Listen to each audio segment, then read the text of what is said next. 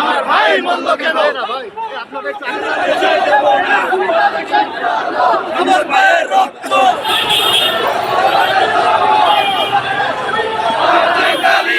আমার ভাইয়ের রক্ত বিধানে দেবো না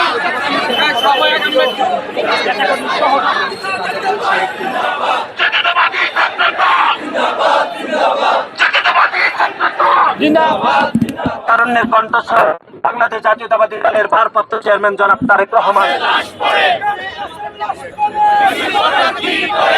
বাংলাদেশ জাতীয়তাবাদী ছাত্র দলের এই গণতান্ত্রিক যাত্রাকে ব্যাহত করার জন্য বাংলাদেশ জাতীয়তাবাদী ছাত্র দলের নেতা কর্মীদেরকে টার্গেট করে হত্যাকাণ্ডের শিকার করা হচ্ছে। এবং গতকাল যে সাম্যকে হত্যা করা হয়েছে, এর আগে বেসরকারি বিশ্ববিদ্যালয় ছাত্র দলের পারভেজকে হত্যা করা হয়েছে।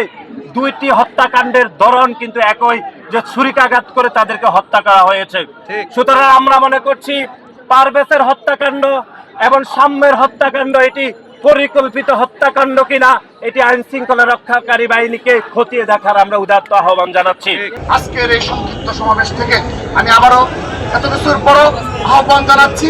আমাদের ভাই সাম্যকে হারিয়েছি, কিন্তু আগামীতে এ ধরনের কোনো অনাকাঙ্ক্ষিত ঘটনায় আমাদের ঢাকা বিশ্ববিদ্যালয়ে একজন শিক্ষার্থী যেন আক্রান্ত যেন না হয়, কোনো চিন্তার ঘটনা যেন না ঘটে, এবং পুরোপুরি আমাদের ভাই বোনদেরকে নিরাপত্তার চাদরে বেষ্টিত করতে হবে, সেই দাবি জানাচ্ছে বাংলাদেশ জাতীয়তাবাদী দল। সাম্য হত্যার পুঙ্খানুপুঙ্খ বিচার করে সবাইকে খুনিদের গ্রেপ্তার করে দ্রুততম সময়ে সাজা নিশ্চিত করার আহ্বান জানাচ্ছি।